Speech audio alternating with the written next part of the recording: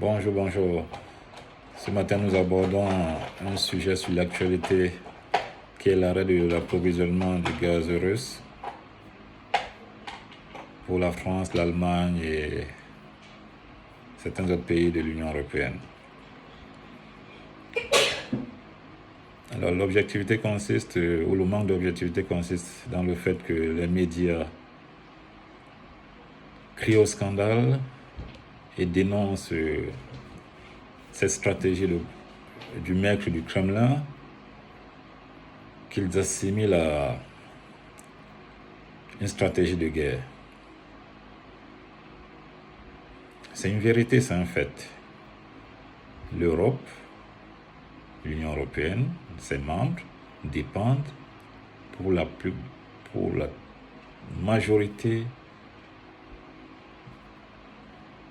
du gaz russe.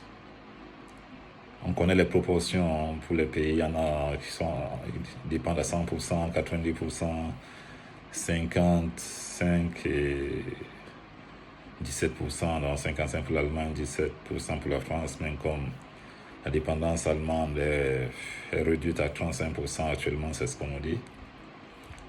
Mais la dépendance des pays de l'Union européenne énergétiquement vis-à-vis de la Russie est avérée. C'est pas un leurre. Que les médias s'en prennent à Poutine pour cette stratégie. Qu'est-ce qu'ils ont demandé à leurs dirigeants quand ils ont pris toutes ces sanctions contre la Russie? Quand ils ont pris cette vague de sanctions contre la Russie, vague de sanctions qui ont été de toute façon inefficaces. Et le président Poutine l'a plusieurs fois dit pendant ses discours, disant que les Européens s'étaient trompés dans leur stratégie. Parce que ce qu'ils oublient, c'est que le président Poutine avait la situation qu'il a connue en 2014 après l'annexion de la Crimée, où il y a eu une autre vague de sanctions. Le gars, il a pris ses dispositions. C'est un stratège, il est en avance. Il a beaucoup anticipé. Ça fait que les mesures, les sanctions qui sont prises actuellement ne sont pas efficaces. L'inefficacité est avérée. Et c'est un bon plan pour les pays européens parce que ce sont les populations européennes qui sont en train de payer. Quand on voit le niveau d'inflation qu'il y a aujourd'hui, quand on voit la cherté de la vie et la baisse du pouvoir d'achat, c'est intenable. C'est intenable.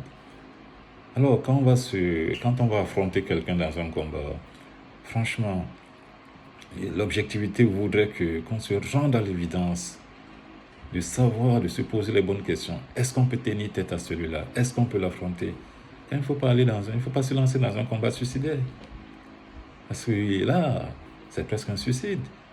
C'est presque un suicide. Alors, mais les dirigeants européens, eux, ils n'ont pas de problème parce qu'ils ne font pas de courses. Ce sont des mecs qui sont logés, blanchis, nourris par le contribuable.